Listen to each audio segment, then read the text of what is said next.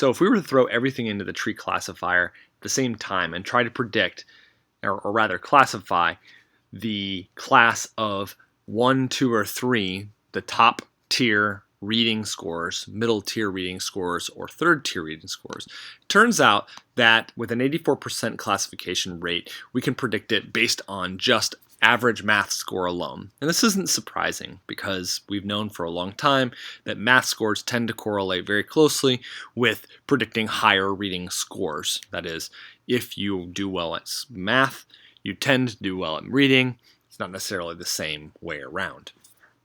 Okay, so 84% of the time we can predict the percentage of, the tier of the reading score.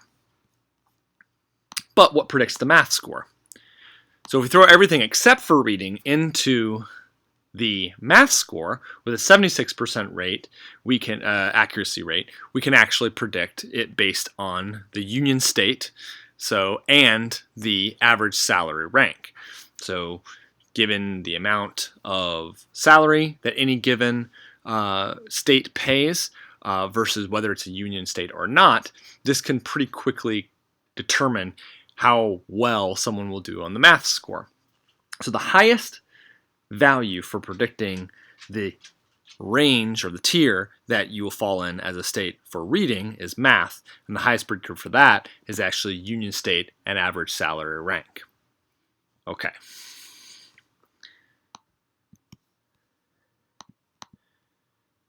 So taking that into account, if we eliminate all other factors and then leave,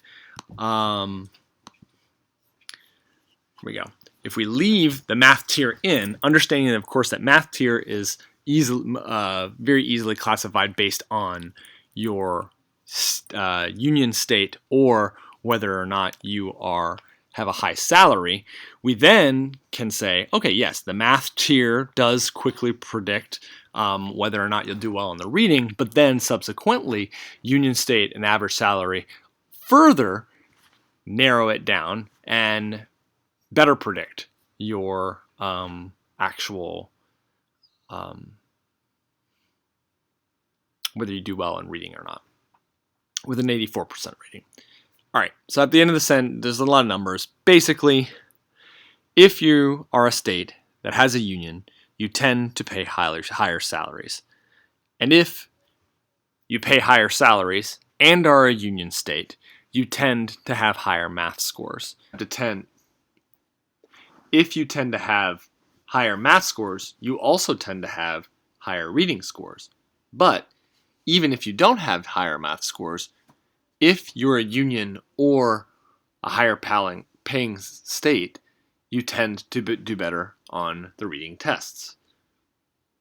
In short,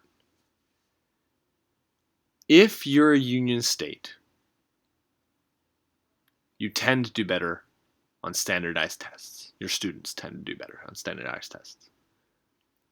If you are a non-union state, and for non-union states, you have higher salaries, you tend to do better on standardized tests. So there you go.